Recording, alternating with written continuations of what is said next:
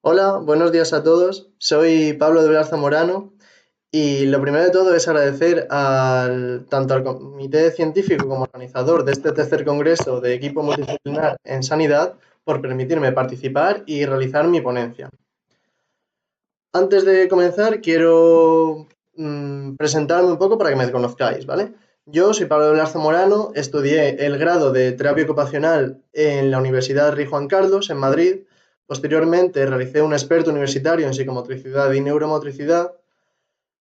Después estudié un máster en investigación en ciencias sanitarias y he recibido diferentes formaciones, diferentes cursos, todos relacionados con la neurorehabilitación, que es el campo que a mí como terapeuta ocupacional más me gusta.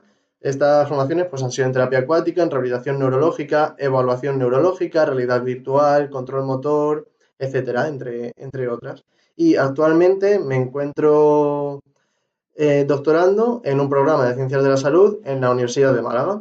Esto a nivel formativo, luego también trabajo como terapeuta ocupacional en Integra Daño Cerebral, un centro especializado en rehabilitación de daño cerebral aquí en Murcia, y a su vez soy vocal del Colegio de Terapeutas Ocupacionales de la región de Murcia. He realizado diferentes publicaciones, ponencias en congresos nacionales e internacionales y también he impartido diferentes cursos, todo ello relacionado con la neurorehabilitación. Y bueno, además de esto, creo que tengo una de las profesiones más bonitas del mundo, que es la terapia ocupacional. Y para los que no sabéis lo que es, bueno, y para los que también lo sabéis, os dejo este vídeo que se hizo viral hace unos meses y que me gusta mucho porque ayuda a conocer qué es la terapia ocupacional, pero no con las típicas palabras de siempre, sino con el testimonio de una persona que ha recibido terapia ocupacional.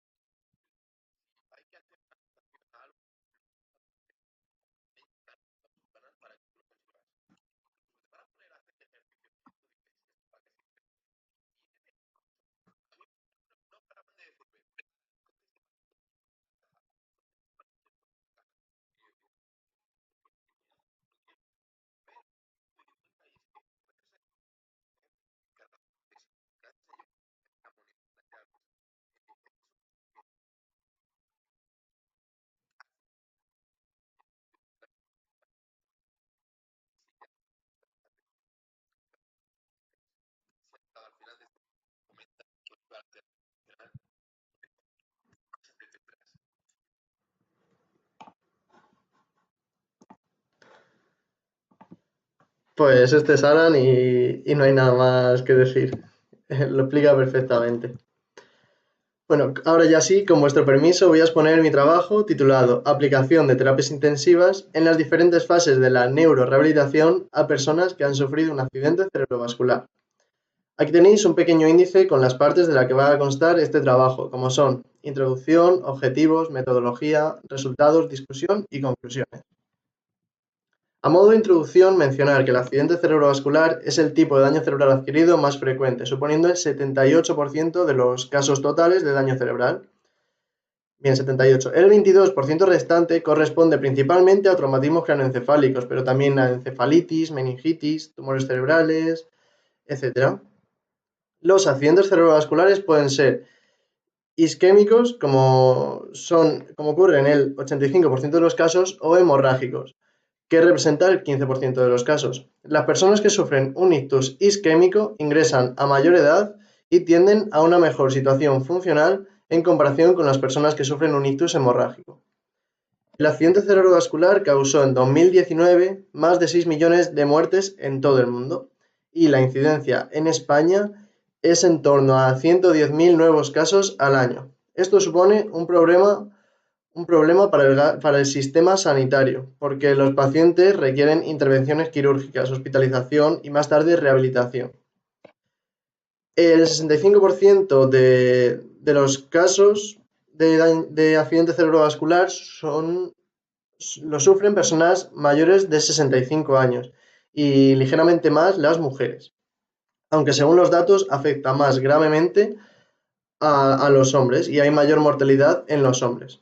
Cuando un ictus ocurre en personas mayores de 60 años, la mortalidad es del 91,6%, es altísima, es una cifra altísima, y en la cual se debería de trabajar para disminuir este porcentaje y también, por un lado, para prevenir la aparición del ictus y por el otro lado, para aumentar la supervivencia y la recuperación del mismo. Tras sufrir un accidente cerebrovascular, se dan alteraciones en el nivel de alerta, produciéndose pérdida del estado de conciencia o el coma. También se dan alteraciones sensoriales y sensitivas, causando problemas visuales, auditivos, táctiles, etc. Todos los sentidos. Por otro lado, se observan alteraciones de la comunicación, tales como afasia, anomia, disartria, muy relacionadas también con problemas orofaciales, problemas de deglución, problemas de disfagia, problemas más del ámbito de la logopedia. Aunque hay que hacer una intervención multidisciplinar de todas estas alteraciones, de las cuales hablaremos más tarde. Por otro lado, se dan alteraciones cognitivas, sobre todo problemas de memoria, de atención, orientación, planificación, organización, resolución de problemas, ya pensamiento más complejo. También se dan alteraciones emocionales y conductuales, donde se puede observar agitación, labilidad emocional, agresividad, conductas sexuales inapropiadas, desinhibición, depresión, apatía, entre otras. Y estos problemas de conducta son los más predominantes en el momento del alta. Una de las principales consecuencias para la población que sufre un ictus es la situación de dependencia en la que se encuentran, necesitando ayuda de terceras personas para actividades de la vida diaria básicas como vestirse, ducharse, comer, hacer una transferencia, etc. Y mucho más para actividades de la vida diaria instrumentales, como es el caso de manejar dispositivos electrónicos, manejo de dinero, realizar compras, cocinar, etc. Siendo la dependencia de los pacientes uno de los objetivos principales a abordar por parte de los equipos rehabilitadores. Otra de las limitaciones más comunes son la afectación del miembro superior, viéndose afectado en el 80% de los casos. La dificultad para caminar, la hemiparesia o hemiplegia, la cual presenta aproximadamente el 50% de las personas que sobrevive a un ictus y que se acompaña de una asimetría de tronco y de pelvis, que causa problemas de postura, problemas de equilibrio y pérdida de fuerza. Todo esto produce en el paciente limitaciones en la actividad y restricciones en la participación, afectando a la calidad de vida del paciente. Todas las alteraciones previamente mencionadas ocasionan que la persona pierda gran parte de sus roles, como el rol de amigo, rol de madre o padre, rol de pareja, rol de hijo o hija, rol de trabajador, etc., los cuales determinan la rutina de la persona con su equilibrio ocupacional y su identidad ocupacional que en la mayoría de las ocasiones se ve disturbada a causa del accidente cerebrovascular. A continuación, podéis ver aquí una imagen de la Federación Española de Daño Cerebral, FEDACE, en la que se observa el cambio a peor de las personas con daño cerebral, en el que el 58% considera que la situación laboral ha empeorado, el 60% considera que las relaciones sociales ha cambiado a peor, el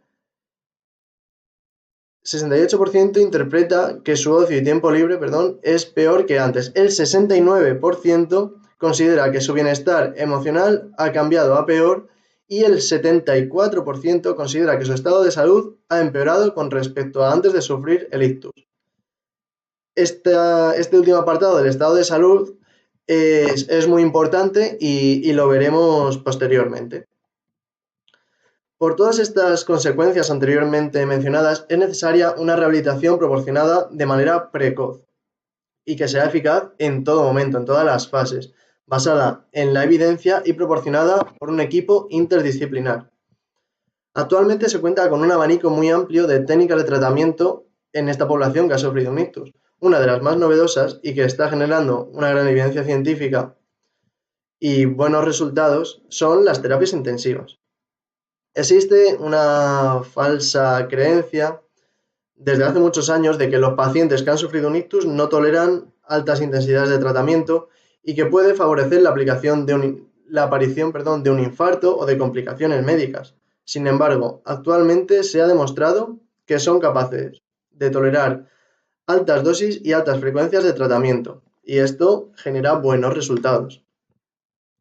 Dada la amplia documentación surgida recientemente en torno a estas terapias, todas las técnicas de tratamiento, desde terapias intensivas y los diferentes beneficios obtenidos en las diferentes fases, se ha realizado esta revisión sistemática con el fin de aunar la información y demostrar la eficacia de esta intervención, justificando su aplicación en la neurorehabilitación de personas que han sufrido un accidente cerebrovascular y de la necesidad de incluir las terapias intensivas en las guías de práctica clínica y, sobre todo, de implementarlo en la práctica clínica habitual por parte de los equipos rehabilitadores.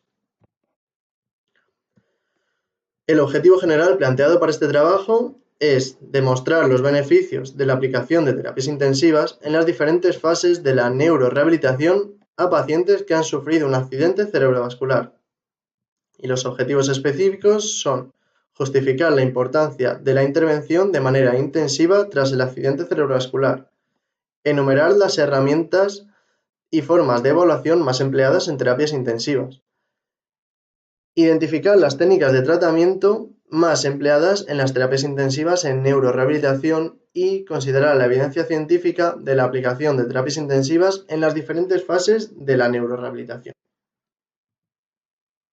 Respecto a la metodología, se ha realizado una revisión sistemática a través de la pregunta PICO, donde la P de pacientes son las personas en diferentes fases tras sufrir un accidente cerebrovascular. La I de intervención son las terapias intensivas. La C de comparación no procede para este trabajo y la O de outcomes, de resultados, es una mayor recuperación funcional, de independencia y de calidad de vida. La pregunta de investigación que se ha planteado para este trabajo es la siguiente. ¿Es beneficiosa la aplicación de terapias intensivas en las diferentes fases de la neurorehabilitación en pacientes que han sufrido un accidente cerebrovascular? Para la estrategia de búsqueda se seleccionaron las siguientes palabras clave: accidente cerebrovascular, rehabilitación neurológica, terapia intensiva, intensidad, neuroplasticidad y recuperación funcional. Estas palabras clave fueron extraídas de los descriptores de ciencias de la salud, DEX y MES. A continuación se realizó una búsqueda bibliográfica con estas palabras clave en diferentes bases de datos, como SciELO, PubMed, ScienceDirect, Dialnet, SCORE Research, OTSeeker o Web of Science, entre otras.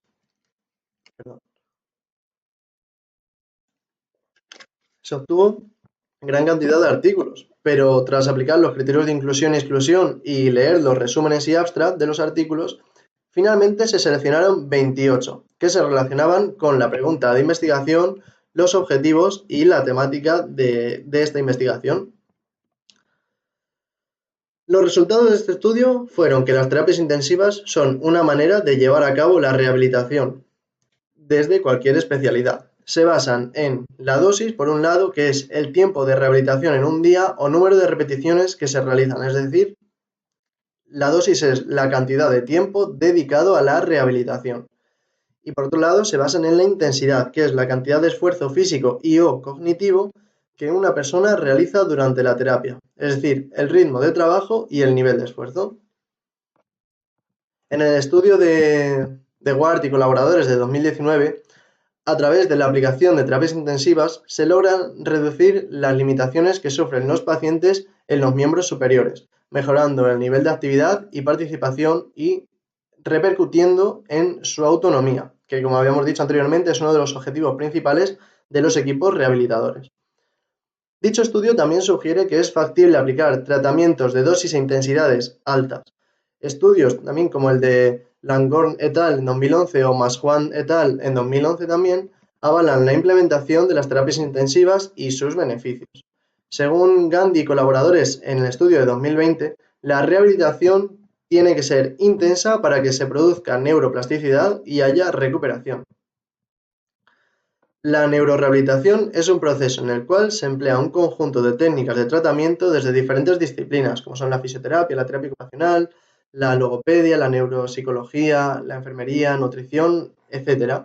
Dicho tratamiento se aplica sobre la población que padece una patología de origen neurológico, ya sea congénita o adquirida, con el fin de que la persona logre ser lo más funcional e independiente posible.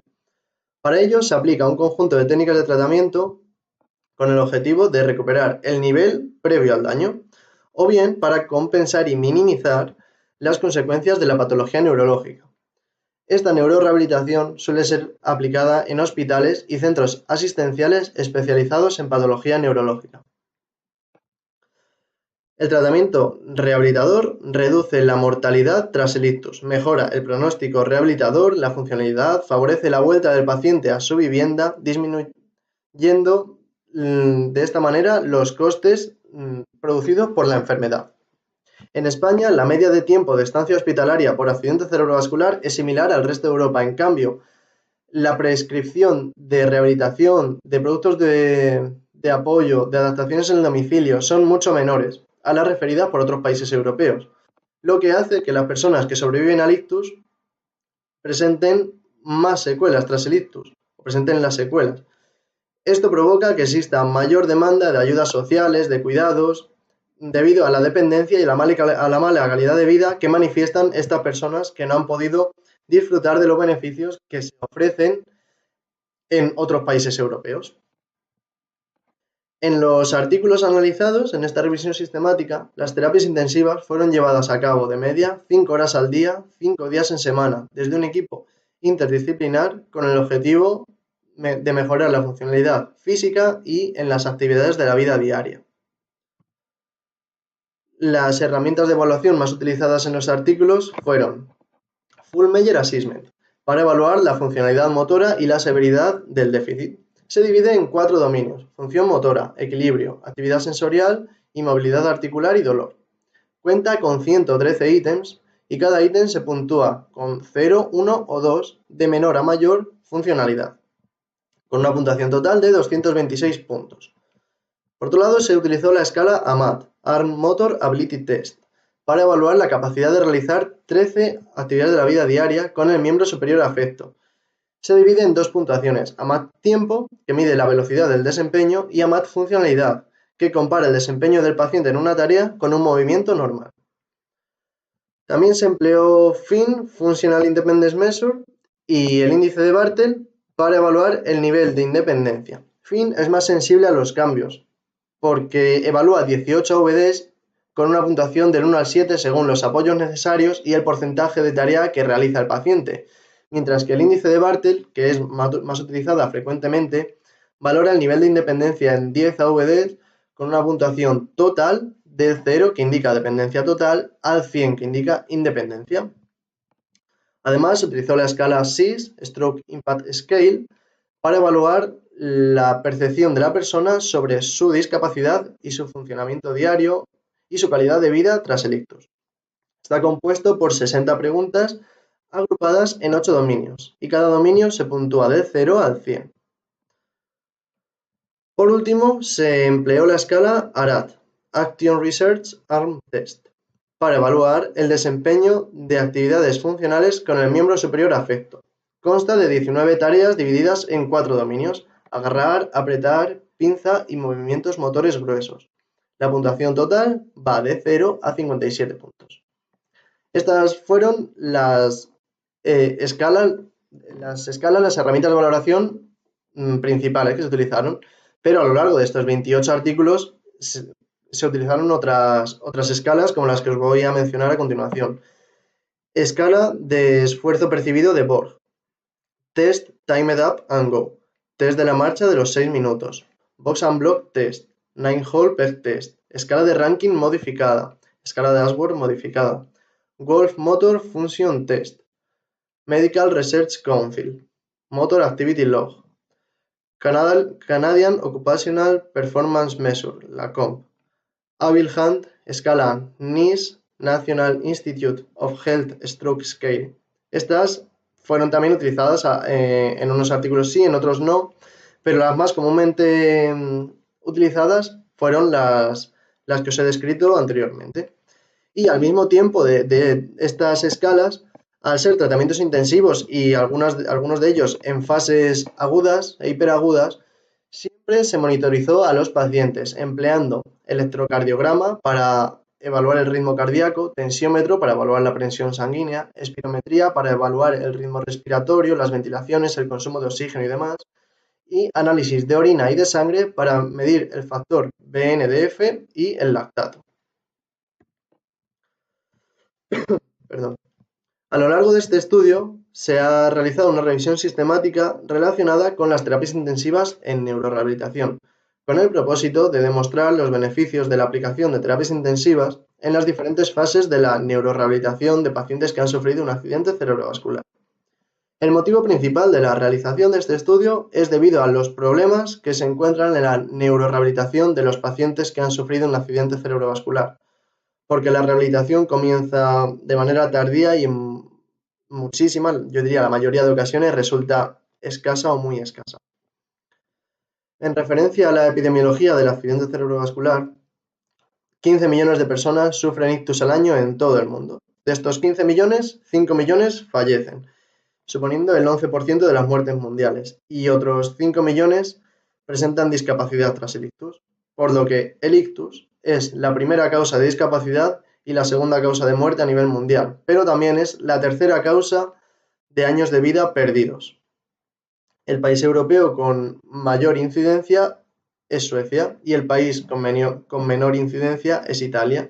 Por otro lado, el país con mayor tasa de mortalidad por ictus es Bulgaria y el que menor tasa de mortalidad por ictus presenta es Croacia. Algunos estudios señalan que el nivel de ingresos de renta per cápita del país es un factor pronóstico muy fuerte. Algunos dicen que el más fuerte en cuanto a la mortalidad y a la discapacidad a causa del accidente cerebrovascular. En las últimas décadas, la prevalencia en ictus ha aumentado mucho. Las muertes por ictus entre 2007 y 2017 aumentaron 6 millones aproximadamente. El 65% de los accidentes cerebrovasculares, como hemos dicho anteriormente, afectan a personas de edad superior a los 65 años, pero según las previsiones, España será una de las poblaciones más envejecidas de todo el mundo en el año 2050, por lo que en las próximas décadas aumentará la incidencia y la prevalencia en ictus en España, con su correspondiente aumento del gasto sanitario en el ictus, el cual actualmente es del 5% del gasto sanitario total, y este porcentaje aumentará. Esto supone un problema tanto para la persona que sufre el ictus como para la familia y para la sociedad, porque a causa de la dependencia de estas personas y de su necesidad de cuidados, hay un coste estimado en la población general de 21.500 euros al año por paciente. En Europa, los gastos sanitarios de asistencia fueron de 20.000 millones de euros, mientras que los costes indirectos de la enfermedad, es decir, el cuidado informal y la pérdida de productividad de estas personas, se cifraron en 25.000 millones de euros. Los costes del cuidado informal de las personas que han sufrido un accidente cerebrovascular en España es de 22.000 euros por año aproximadamente. Disculpa. En España, la media de tiempo de estancia hospitalaria por accidente cerebrovascular es similar a la media, como hemos dicho anteriormente. Sin embargo, el gasto asociado al ictus posteriormente es mayor. En el estudio de Fernández y colaboradores analizaron los recursos de asistencia sanitaria al ictus en España, recalcando que la atención sanitaria a personas que sufren un accidente cerebrovascular es insuficiente y las posibilidades de tratamiento rehabilitador son limitadas. Los factores de riesgo para sufrir un accidente cerebrovascular se dividen principalmente en tres grupos: los modificables, como están la hipertensión arterial, el tabaquismo o la anemia; los potencialmente modificables, entre los que se encuentran diabetes mellitus, cardiopatías, uso de anticonceptivos orales, consumo de alcohol, consumo de drogas, sedentarismo, obesidad y mala dieta; y por último, nos encontramos los factores no modificables, como están la edad, el sexo y los factores hereditarios. ¿Se puede incidir en los factores de riesgo? Sí, se puede incidir en los factores de riesgo modificables y potencialmente modificables para controlar y reducir al máximo las probabilidades de sufrir un accidente cerebrovascular y sus consecuencias. La hipertensión arterial es el factor de riesgo más prevalente en los accidentes cerebrovasculares, tanto isquémicos como hemorrágicos, seguido de la dislipemia y la diabetes mellitus. El 67% de las personas que sufren un ictus tienen la tensión arterial elevada, o sea, la mayoría. Y la hipertensión arterial multiplica por 5 el riesgo de ictus, y el control de la hipertensión arterial podría evitar el 40% de muertes por esta causa. El 80% de los ictus se podría evitar si hubiese un control sobre los factores de riesgo, pero el problema es que hay muy poco control sobre ellos. Son de especial interés las personas con diabetes, pues el 13% de las personas diabéticas de más de 65 años sufrirá un accidente cerebrovascular. Son muchas, siendo la mortalidad de estas personas con diabetes que sufren un ictus 3 veces mayor a las del resto de la población. Por lo que las personas con diabetes deberían de controlar y de prestar especial atención a los factores de riesgo para evitar al máximo posible sufrir un accidente cerebrovascular, dadas estas cifras tan devastadoras.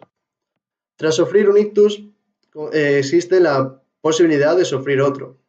El daño cerebral recurrente es la principal causa de discapacidad y de muerte después de sufrir un ictus. Incrementa la mortalidad en un 73% y la dependencia en un 51%, por lo que es de vital importancia que en los programas rehabilitadores se incluya la educación para la salud y la prevención secundaria del ictus recurrente. Para prevenir el ictus hay que modificar el estilo de vida. ¿Cómo? Usando una dieta adecuada, controlando el colesterol, reduciendo el uso de sal, aumentando el consumo de frutas, verdura, pescado, poco consumo de grasas saturadas. Todo esto acompañado de ejercicio físico, cesando el consumo de alcohol, tabaco y drogas, bajando de peso, no empleando anticonceptivos orales ni terapias hormonales, entre otros.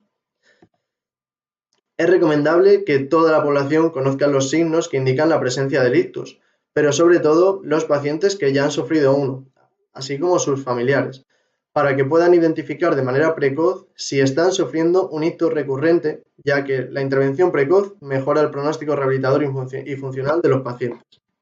Estos signos de presencia de ictus son: pérdida de fuerza y o sensibilidad de un hemicuerpo, alteración repentina de la comprensión y o de la elaboración del lenguaje, dificultad para tragar, pérdida de visión, cefalea repentina de alta intensidad y sin causa. Y por último, sensación de vértigo, inestabilidad, desequilibrio y o caída. Existe la creencia antigua y errónea de que los pacientes se fatigan y no pueden soportar cargas de trabajo y las intensidades y dosis altas, como las que se llevan a cabo en los programas de terapias intensivas. Sin embargo, los artículos analizados en esta revisión sistemática demuestran cierta controversia, ya que estos estudios han sido realizados con grandes muestras de pacientes y muy pocos han abandonado los estudios o han sufrido factores adversos. Para confirmar esto, los artículos de Connell et al. 2018, Janssen et al. 2020 y de Signal y colaboradores en 2016 demuestran que la fatiga y la intensidad no han sido barreras a la hora de realizar estos tratamientos, demostrando una gran tolerancia a la intensidad, a las dosis y a la carga de trabajo, ya que aumentaron la resistencia a las mismas a lo largo de todo el tratamiento, valorando muy positivamente este tipo de terapia. Los terapeutas se sintieron sorprendidos ante este fenómeno, ya que en ellos también estaba establecida esta falsa creencia de que los pacientes no tolerarían los tratamientos. Por otro lado, Ferranz et al. En 2011 afianza que la tolerancia al esfuerzo se puede trabajar y es mayor de la que se piensa, y puede servir como un factor para controlar la intensidad del ejercicio. Para poder medir y monitorizar esta intensidad durante los tratamientos, se recomiendan emplear los siguientes parámetros. Frecuencia, que es el número de veces por semana que se realiza la rehabilitación y durante cuántas semanas. La intensidad, que se basa en el porcentaje del volumen máximo de consumo de oxígeno, el V2 max. Es decir, el consumo máximo de oxígeno o la capacidad aeróbica, situando entre el 90 y el 100% un valor de alta intensidad. Para valorar la intensidad también se emplea la escala de esfuerzo percibido de Borg, que hemos mencionado anteriormente, cuya puntuación es de los 6 a los 20 puntos y sitúa los valores comprendidos entre 14 y 20 como unos valores intensos. También el tiempo, que es la cantidad de minutos, horas destinado a la rehabilitación en una sesión. También en este apartado se mide la cantidad de tiempo, valga la redundancia, destinada a los descansos y a la recuperación de las terapias. El tipo de entrenamiento o técnica de tratamiento rehabilitador empleada, que se selecciona en función de los objetivos que se quieran conseguir con la intervención. Y por último, el tiempo de inicio tras el ictus, pues fase hiperaguda, aguda, subaguda o crónica, ya que según en qué fase se trabaje hay que ajustar los parámetros, así como la dosis y la intensidad, a la tolerancia del paciente, haciéndolo de manera individualizada a cada persona y a sus respuestas al tratamiento.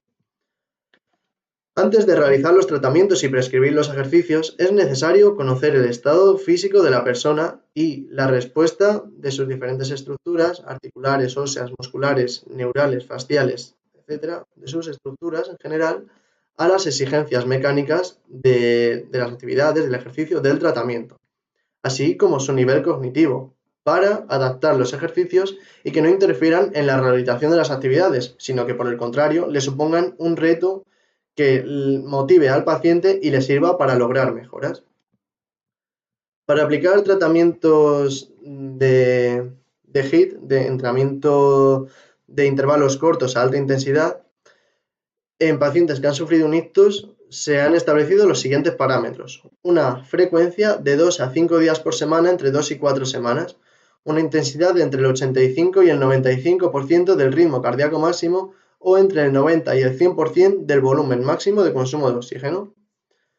Un tiempo de 25 a 30 minutos con periodos de descanso variables. Y el tipo de ejercicio según los objetivos de tratamiento. Los más empleados en HIIT son cinta de andar, bicicleta estática, cicloergómetros. Estos parámetros que os acabo de mencionar son los establecidos para establecer una intensidad en el entrenamiento de intervalos cortos de alta intensidad, en HIIT. Estos parámetros son para HIIT, no, aunque se pueden aplicar a otros tipos de terapia, no tienen por qué ser los parámetros de otros tipos de terapia. Se pueden variar y ajustar, sobre todo en función del paciente, de la fase y del terapeuta. Langorn y colaboradores realizaron un estudio examinando las repercusiones de tratamientos de diferentes intensidades, hallando que los pacientes que recibieron terapia de mayor intensidad mejoraron su nivel de discapacidad y de funcionalidad en las actividades de la vida diaria. Por otro lado, Losse et al. En 2014 encontró que un aumento de la rehabilitación mejora los resultados de esta, sugiriendo que existe una relación entre la dosis aplicada y la respuesta que se genera, llegando a la conclusión de que cuanta más terapia, mejores resultados. A pesar de esto, las dosis aplicadas actualmente resultan escasas, ya que para lograr mejoras significativas se debería aumentar la dosis de rehabilitación en un 240% sobre la dosis actual. Para acercarnos a este porcentaje, el tratamiento se debe ampliar más días en semana, incluyendo los fines de semana, lo cual se ha demostrado ser beneficioso y seguro para los pacientes, suponiendo una mayor funcionalidad, menor estancia hospitalaria, mayor puntuación en la escala FIN y mejor calidad de vida en el momento de recibir el alta y cesar la rehabilitación. Esto se debe a que el sistema nervioso no distingue entre días laborables y no laborables, fines de semana, festivos, puentes, no. El sistema nervioso se está recuperando constantemente y por ello no es recomendable parar la rehabilitación. Es recomendable hacer descansos y variar periodos de actividad, periodos de descanso, que esté equilibrado, pero no parar. Esos parones no son beneficiosos para los pacientes. Los beneficios de las terapias intensivas no solo se aplican en las disciplinas de fisioterapia y terapia ocupacional, como estamos mencionando, de mejoras motoras y funcionales, sino que también hay una asociación directa de beneficios de las terapias intensivas en logopedia, con los trastornos del lenguaje, que se relacionan con un mejor pronóstico al recibir la terapia intensiva. Martín et al. En 2020 y Sánchez en 2020 también declaran que las terapias intensivas son útiles en la rehabilitación de pacientes afásicos y que estas terapias tienen un gran potencial porque mejoran las capacidades lingüísticas y la calidad de vida de los pacientes. Otro factor beneficioso de las terapias intensivas es que las mejoras logradas durante el tratamiento se mantienen en el tiempo una vez finaliza el mismo, ya que incorpora los principios del aprendizaje motor, como la repetición, la práctica intensiva, el feedback, la variabilidad, la funcionalidad de los actos motores, la motivación, etc. Algunas de las prácticas intensivas más aplicadas son la terapia con robots, la práctica repetida orientada a tareas, entrenamiento de intervalos de alta intensidad, estimulación eléctrica funcional, ejercicio físico en cinta de andar con y sin soporte de peso, bicicletas estáticas, bicicletas elípticas, cicloergómetros, etc. Técnicas de terapia de movimiento inducido por restricción del lado sano y uso forzado de extremidades afectas, entre muchas otras. Muchas de estas terapias son aplicadas actualmente en la rehabilitación habitual, pero con dosis bajas y escaso nivel de esfuerzo, lo que provoca que los resultados no sean significativos y no se asemejen a los de los ensayos clínicos, de los estudios que aplican las terapias intensivas, porque los estudios lo hacen con mayor frecuencia, duración e intensidad. Destaca el entrenamiento orientado a tareas, ya que la práctica repetida de movimientos que suponen un reto puede producir cambios fisiológicos en las redes neuronales motoras de la persona y cambios comportamentales en el aprendizaje motor y en la función motora, mediante la potenciación de conexiones neuronales específicas. Las investigaciones que estudian las adaptaciones de neuroplasticidad tras el ictus afirman que se necesitan cientos de repeticiones.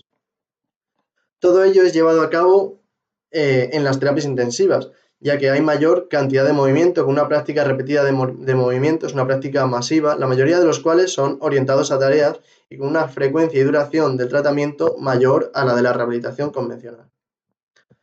Las terapias intensivas incorporan la práctica rehabilitadora en el hogar, ampliando la frecuencia, la duración y el esfuerzo que realiza el paciente para su rehabilitación, involucrándole mucho más en su proceso rehabilitador y permitiéndole la generalización de las ganancias obtenidas durante el tratamiento a las actividades de la vida diaria del paciente en su entorno real.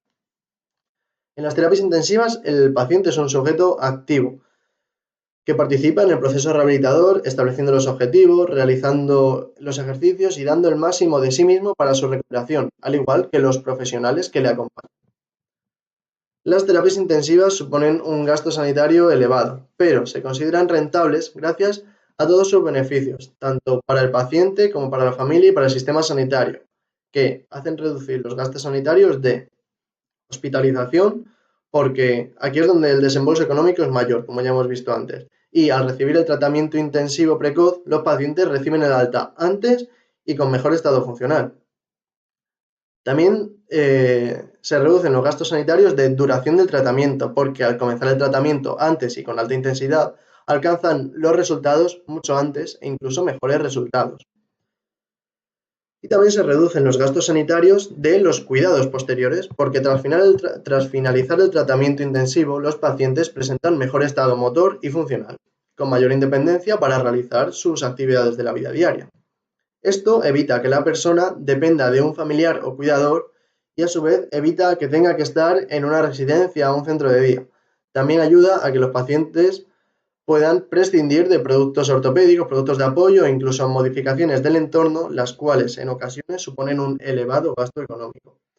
Sin embargo, las terapias intensivas no se aplican en la práctica clínica habitual, a pesar de estar recomendadas en algunas guías de práctica clínica y de demostrar su efectividad y sus beneficios con gran evidencia científica. La rehabilitación neurológica del ictus está comúnmente dividida en 4 fases. La fase hiperaguda, que va de las 0 a las 48 primeras horas, o sea, desde el inicio de los síntomas, desde que se da el accidente cerebrovascular y las próximas 48 horas. La fase aguda va de las 48 horas después del ictus hasta el tercer mes. La fase subaguda va desde el tercer mes hasta el primer año, aunque algunos artículos consideran que esta fase es hasta los 6 meses y otros consideran que esta fase es hasta los 2 años. Hay cierta controversia. Y por último está la fase crónica, que es desde que finaliza la fase subaguda el resto de la vida del paciente. En la fase hiperaguda el paciente suele estar encamado y no se suele aplicar tratamiento rehabilitador. Más allá, en ocasiones, unas pocas movilizaciones por parte del fisioterapeuta en las primeras 72 horas durante entre 15 y 30 minutos y dando gracias. Porque los fisioterapeutas también están sobrepasados con muchos pacientes a los que se les debería dedicar más tiempo y no dan abasto, porque no se contrata más personal. En esta fase se debe monitorizar al paciente de manera constante para ver su respuesta a las exigencias de las actividades que les proponemos. Es importante que el paciente esté médicamente estable. Se deben realizar movilizaciones activas, si es posible, si no, activo-asistidas y, si no, pasivas. Pero es mejor siempre que haya un componente activo, realizando las movilizaciones de los tejidos óseo, articular, muscular, neural, fascial, etc. Movilizar todas las estructuras para preparar estas estructuras y al cuerpo del paciente para la actividad, para el movimiento. También en esta fase se debe fomentar al máximo la movilidad fuera de la cama, con el fin de poder llevar a cabo algunas tareas de autocuidado y actividades de la vida diaria básicas como vestirse, asearse, transferencias y caminar. Y si no puede, hay que fomentar al máximo posible la realización de estas o el colaborar al máximo posible en las mismas.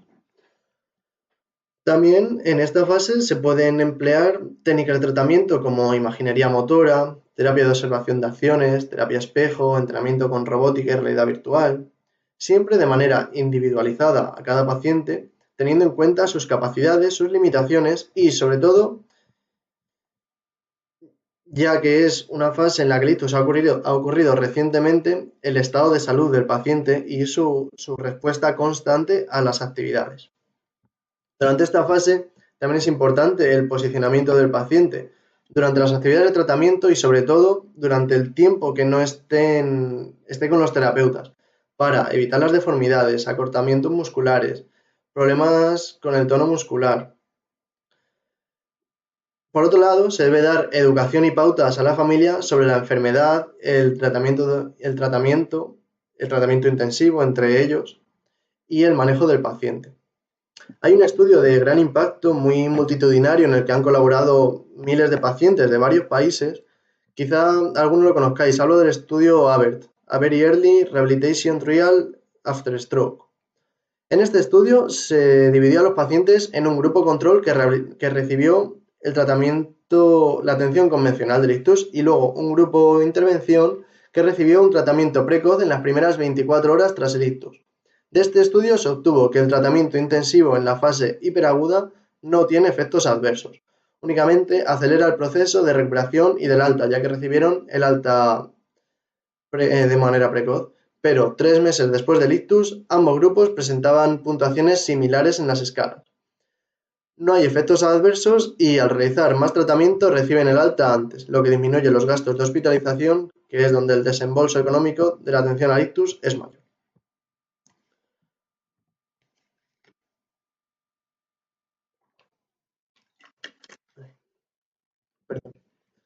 La fase aguda es donde comienza la rehabilitación. En esta fase es donde comúnmente ya se comienza a tratar a los pacientes, lo que hace que esta fase sea de gran importancia. Sin embargo, hay estudios que demuestran que durante esta etapa los pacientes están inactivos y solos en sus habitaciones, pasando el 88% del tiempo en cama y el 60% del tiempo solos, dando únicamente 63 pasos al día.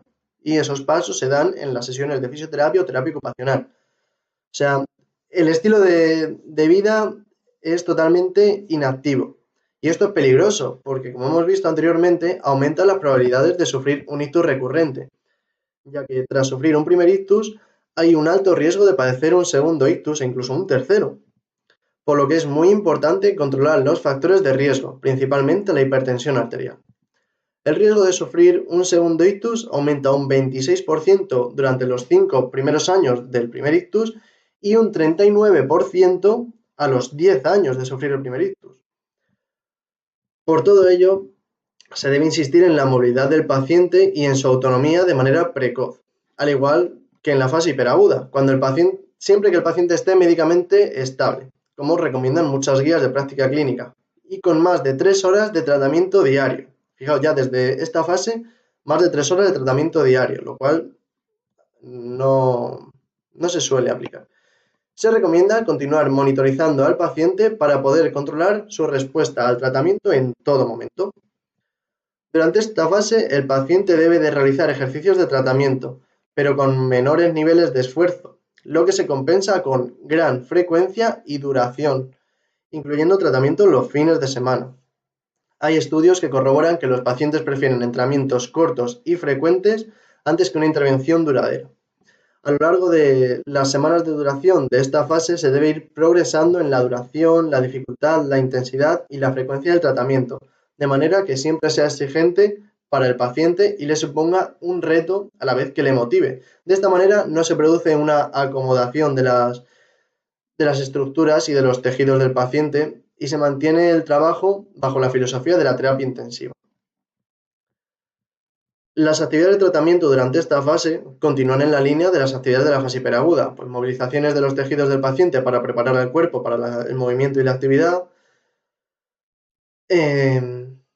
emplear técnicas como terapia espejo, imaginería motora, terapia de observación de acciones, actividades con robots, realidad virtual y posteriormente, dentro de esta fase, de manera complementaria a lo anterior, se debe realizar entrenamiento de fuerza, entrenamiento de coordinación, alcances, agarres, pinza, manipulación de objetos. Todo ello a través de ejercicios repetitivos orientados a tareas, pero incluyendo la variabilidad dentro de estos ejercicios repetitivos, no hacer todo el rato lo mismo, porque eso no produce aprendizaje motor, ni es funcional, ni orientado a tareas, ni nada. Hay que ir variando y progresando sobre todo en la dificultad. También se debe fomentar la realización y la independencia en las actividades de la vida diaria básicas y, si es posible, en las instrumentales, para que el paciente sea más funcional e independiente en su vida diaria.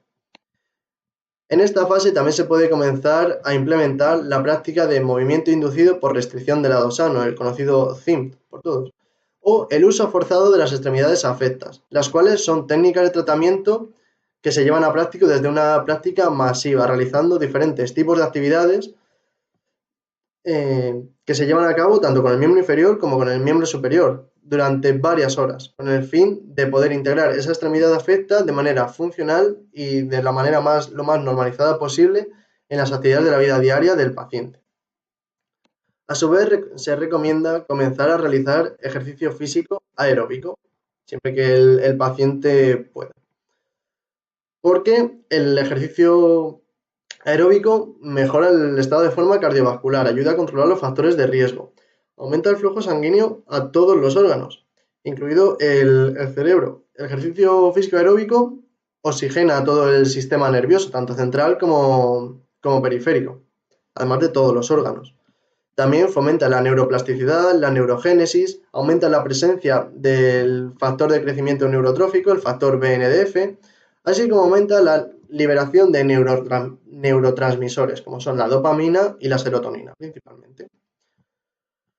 En esta fase aguda es cuando mayor reorganización cortical y neuroplasticidad hay, junto a la fase hiperaguda, lo que favorece la recuperación funcional de la persona. Por ello es imprescindible que se realice un tratamiento intensivo y frecuente. ¿Pero a qué nos referimos cuando hablamos de neuroplasticidad?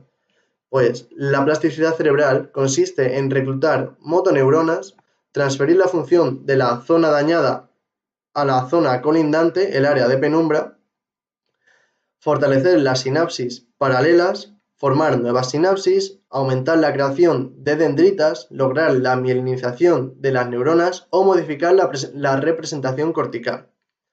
Está demostrado que existe mayor potencial neuroplástico en las primeras 3-4 semanas tras el ictus. Dando el tratamiento adecuado en este corto periodo de ventana en el que hay mayor recuperación, mayor neuroplasticidad, se logra una mayor recuperación motora y funcional. Son muchos los estudios que muestran los diferentes beneficios de comenzar la rehabilitación de manera precoz. Estos beneficios son menores tasas de mortalidad, mayor recuperación funcional, menor estancia hospitalaria, mayor probabilidad de alta del hospital a casa y no a una residencia, mayor independencia tras la rehabilitación, optimización de la plasticidad cerebral. Las mejoras logradas se mantienen a largo plazo. Evita el deterioro y los efectos negativos de la inmovilización, recuperación precoz de la marcha y mejor recuperación del miembro inferior. En la fase subaguda es cuando los pacientes suelen recibir el tratamiento rehabilitador. Este tratamiento debe ser desde un equipo interdisciplinar y con mayores dosis a las que se proporcionan actualmente, empleando las herramientas de intervención anteriormente mencionadas, que aplican los principios del aprendizaje motor y que, basándose en la evidencia, presentan resultados significativos sobre los pacientes si se aplican en altas dosis, alta frecuencia y un esfuerzo elevado. Durante esta fase, la intervención también debe continuar los fines de semana, por los beneficios de los que hemos hablado anteriormente. En esta fase es donde se debe incrementar la progresión en el trabajo de fuerza, en el trabajo de movilidad, el uso de las extremidades afectas, el ejercicio físico.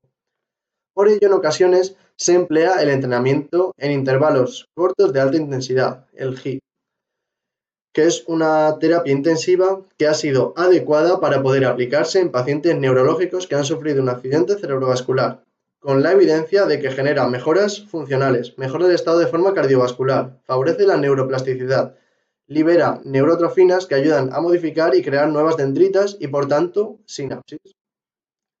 Werner et al. En 2019 manifestó que HIIT es beneficioso para mejorar el estado de forma cardiovascular, la movilidad, además de algunos síntomas motores tras el ictus. A su vez, Hughes et al. En 2021 aseguró que HIIT promueve la neuroplasticidad y las funciones cognitivas, lo que hace que disminuya la severidad del ictus.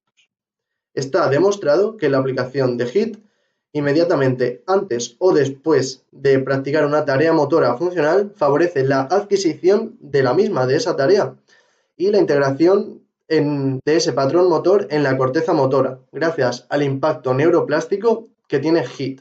Por lo cual es recomendable, como siempre, combinar diferentes técnicas de tratamiento que estén basadas en la evidencia para proporcionar los mejores resultados y el mejor tratamiento posible a los pacientes.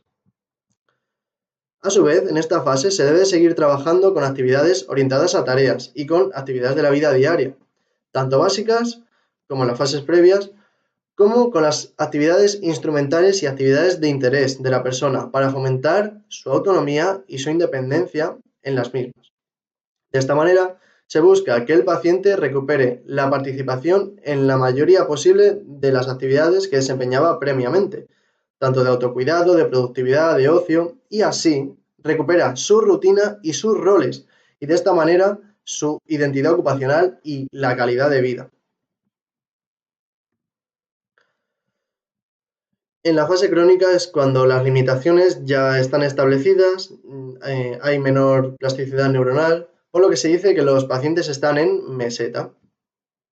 Para lograr resultados significativos en esta fase, se deben aplicar los tratamientos que se han mencionado anteriormente, las mismas técnicas, pero con altas dosis, tanto en duración como en frecuencia, y alta intensidad y nivel de esfuerzo, para lograr las mejoras deseadas y que tengan impacto en la vida diaria del paciente. El trabajo de terapias intensivas en esta fase es muy similar al trabajo en la fase subaguda. Se emplean las mismas técnicas que se han mencionado antes, como son movilizaciones de los tejidos, entrenamiento de fuerza, robot, realidad virtual, terapia de observación de acciones, electroestimulación funcional, entrenamiento repetitivo orientado a tareas, entrenamiento de intervalos de alta intensidad, uso forzado de extremidades afectas, terapia de movimiento inducido por restricción del lado sano, ejercicio aeróbico, terapia acuática, etc. Los objetivos que se buscan son determinados por el paciente y la familia de manera conjunta con el equipo rehabilitador, orientados siempre a la funcionalidad del paciente y a su independencia en las actividades de la vida diaria, así como en sus actividades de interés y sus roles. La diferencia que existe de esta fase respecto a las anteriores es que hay menor neuroplasticidad, por lo que para conseguir los mismos logros que en otras fases se necesitan más dosis y más intensidad. Perdón. La mayoría de los estudios de terapias intensivas han sido realizados sobre población crónica, por lo que es la fase que dispone de mayor evidencia científica para aplicar las terapias intensivas. Las terapias intensivas, por su parte, son un tratamiento novedoso, recomendadas en algunas guías de práctica clínica, pero sin protocolos establecidos en las que se indiquen parámetros necesarios para aplicarlas. Cada vez se realizan más estudios sobre pacientes con diferentes perfiles tras sufrir un accidente cerebrovascular, más jóvenes y más mayores, con ictus más severos y más leves, en fase aguda, hiperaguda, subaguda, crónica. Para todo ello, para poder conocer con mayor exactitud la relación que hay entre dosis y respuesta. Calra y colaboradores hicieron un estudio comparativo de la rehabilitación del ictus entre Estados Unidos y Canadá. En este estudio se halló que la estancia media en las unidades de rehabilitación en Estados Unidos fue de 18,6 días y en Canadá fue de 38 días, 20 días más del doble que en Estados Unidos. Aunque en Estados Unidos los pacientes estuvieron ingresados menos días, sus puntuaciones en la escala FIM, en el momento del alta, fueron mayores que en Canadá. Además, Estados Unidos presentó menor porcentaje de pacientes institucionalizados. Estos resultados chirrían un poco, ¿no? ¿A qué se deben? Pues a que en Estados Unidos la rehabilitación del ictus comienza de manera precoz, con un tratamiento intensivo y específico. Y gracias a esto se da esa gran diferencia entre los dos países. De hecho, otros estudios confirman que retrasar el inicio del tratamiento supone una disminución de la reorganización cortical y una peor recuperación funcional, con una mejora más lenta y peores puntuaciones de independencia en la escala FIM. Cada día que se retrasa el inicio del tratamiento se pierden 0,3 puntos en la escala FIM en el momento del alta. También se asoció el retraso del inicio del tratamiento con un alto grado de institucionalización. Es decir, si se interviene de manera tardía, gran parte de los déficits y las limitaciones ya están establecidas. A su vez, los pacientes que reciben rehabilitación temprana también reciben más dosis de tratamiento y esto provoca mejores resultados funcionales. Todo esto se confirma también con modelos animales, como se muestra en el artículo de Biernacki y colaboradores que hicieron un estudio en 2004 en el cual se indujo a un infarto cerebral a ratas y se las dividió en diferentes grupos. Un grupo comenzó el tratamiento rehabilitador a los 4 días tras el ictus. El segundo grupo comenzó el tratamiento a los 14 días tras el ictus. El tercer grupo comenzó el tratamiento a los 30 días tras el ictus y hubo un grupo que no recibió tratamiento. Los resultados de este estudio fueron que el grupo que inició el tratamiento a los 5 días obtuvo los mejores resultados. El grupo que comenzó a los 14 días mejoró más que el grupo que recibió el tratamiento a los 30, pero mucho menos que el grupo que recibió el tratamiento a los 5 días. Por último, el grupo que comenzó el tratamiento a los 30 días mostró los mismos resultados que el grupo que no recibió tratamiento. O sea, recibieron tratamiento para nada. Esto confirma dos cosas. que no todas las mejoras son atribuibles a la recuperación espontánea, sino que ésta se ve estimulada y maximizada por la estimulación del tratamiento rehabilitador, y a que existe un periodo ventana dentro de estos primeros días de recuperación espontánea en el cual hay mayor sensibilidad al tratamiento y que debe de ser aprovechado por los profesionales rehabilitadores para aumentar las mejoras y conseguir mejores resultados en los pacientes. Antes de finalizar la discusión, destacar que no existe ningún estudio de terapias intensivas llevado a cabo sobre población española, a pesar de realizarse programas de este tipo de intervención intensiva a lo largo de todo el territorio nacional, por lo que sería interesante poder llevar a cabo un estudio con los medios y los profesionales con los que cuenta el Sistema Nacional de Salud de España. Y de esta manera poder conocer si se correlaciona con los resultados obtenidos en los estudios llevados a cabo en otros países, para así conocer si es efectivo, si hay que modificar algún parámetro o si se puede aportar o incluir algún hallazgo nuevo, como una determinada técnica de tratamiento que se lleve a cabo de manera intensiva, o la aplicación de la terapia intensiva en la fase aguda según las características de la población española y de su sistema sanitario. En definitiva, la esperanza de vida aumenta y cada vez habrá más personas que sufran accidentes cerebrovasculares, por lo que es necesario cambiar la forma de tratar a estas personas, comenzando el tratamiento de manera precoz en la fase hiperaguda y si no la aguda, pero lo antes posible, y mantener este tratamiento en todas las fases de la neurorehabilitación del accidente cerebrovascular. Dicho tratamiento debe llevarse a cabo a través de terapias intensivas, pues disponemos de evidencia científica que avala presentar numerosos beneficios, tanto para los pacientes como para los cuidadores y para el sistema sanitario. Tras la elaboración de la actual revisión sistemática y los resultados obtenidos sobre la aplicación de terapias intensivas en las diferentes fases de la neurorehabilitación a personas que han sufrido un accidente cerebrovascular, se han obtenido las siguientes conclusiones. A más intensidad, mejora el grado de discapacidad, la fuerza, la coordinación, la marcha, la funcionalidad en las actividades de la vida diaria, la independencia, la calidad de vida, el estado de forma cardiovascular y se promueve la neuroplasticidad, siendo efectiva la aplicación de las terapias intensivas en todas las fases de la neurorehabilitación del ictus. Además, las mejoras logradas durante el tratamiento intensivo en los diferentes ámbitos de neurorehabilitación y sobre las diversas secuelas se mantienen en el tiempo una vez finaliza el tratamiento, por lo que disminuye la necesidad de cuidados y se disminuyen los costes asociados al ictus. Las herramientas de evaluación más utilizadas en la neurorehabilitación a través de terapias intensivas son Full-Meyer, Arm Motor Ability Test, AMAT, Functional Independence Measure, FIM, Stroke Impact Scale, SIS, Action Research Arm Test, ARAT y el índice de Bartel. Las técnicas de intervención más utilizadas en las terapias intensivas son movilizaciones, robots, aprendizaje motor, electroestimulación funcional, FES, entrenamiento repetitivo orientado a tareas, entrenamiento por restricción del lado sano, etc. Técnicas de tratamiento desde diferentes disciplinas de neurorehabilitación como fisioterapia, terapia ocupacional, logopedia, neuropsicología, entre otras, que se basan en la evidencia y en los principios del aprendizaje motor y que estimulan la neuroplasticidad y la funcionalidad del paciente en sus actividades de la vida diaria, viéndose reflejado en la autonomía, la independencia y la calidad de vida de las personas que han sufrido un accidente cerebrovascular. Los niveles de rehabilitación actuales no tienen impacto en las limitaciones del paciente más allá de lo que se puede esperar de la recuperación espontánea. Se necesita un 240% de rehabilitación extra, lo cual es realista alcanzar aumentando la duración, la frecuencia y el esfuerzo de los tratamientos rehabilitadores en todas las fases de la neurorehabilitación. Los pacientes toleran dosis mucho más altas e intensas de las que se dan actualmente. La rehabilitación debe iniciarse lo antes posible, en la fase hiperaguda, en cuanto el paciente se encuentre médicamente estable. La rehabilitación precoz es eficiente y segura en pacientes en fase aguda e hiperaguda, porque aumenta la sensibilidad al tratamiento y son muchos los que podrían beneficiarse de ella.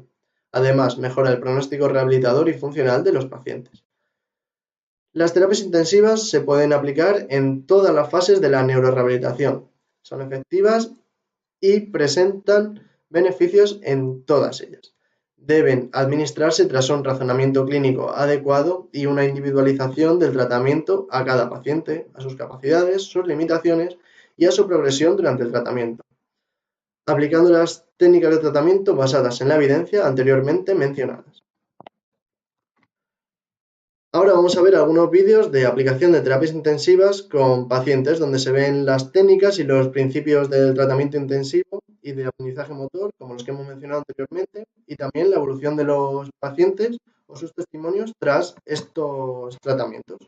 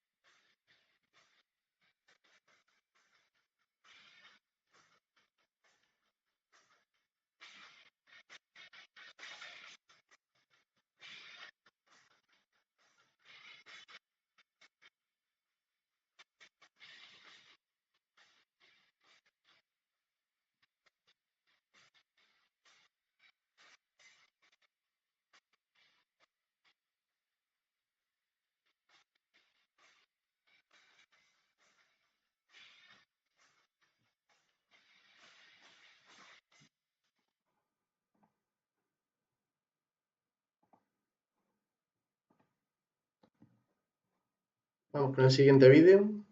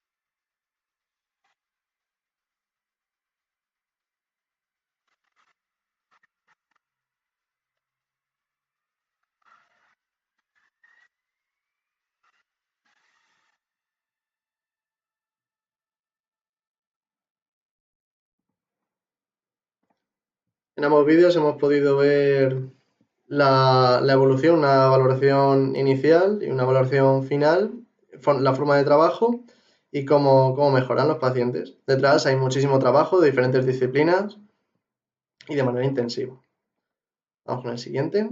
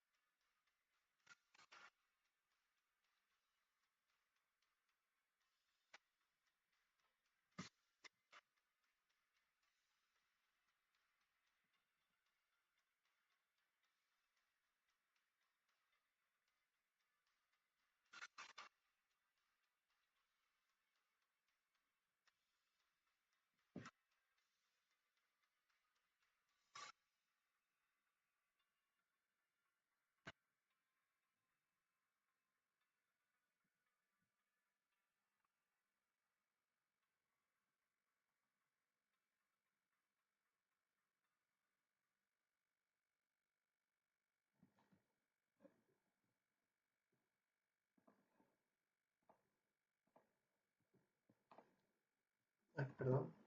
Vamos con el último vídeo.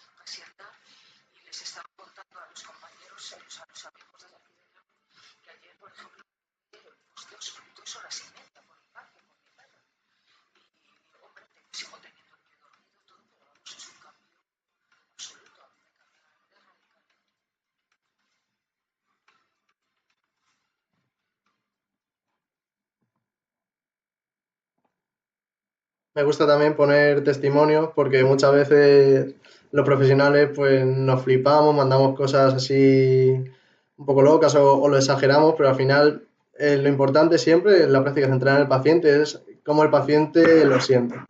Y desde luego que las terapias intensivas funcionan. Os he puesto vídeos de Zen, de Neuron y de Anika, que para mí son tres tres centros referencia a nivel de neurorehabilitación en España y que aplican muy bien las terapias intensivas. También cuentan con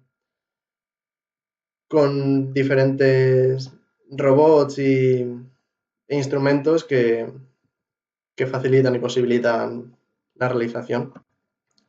Aquí os he dejado bibliografía de interés sobre el tema. Si queréis más bibliografía, porque yo he mencionado más artículos, pues en esta última diapositiva os he dejado mi correo, también por si hubiese cualquier tipo de duda o necesitasen contactarme para cualquier cosa.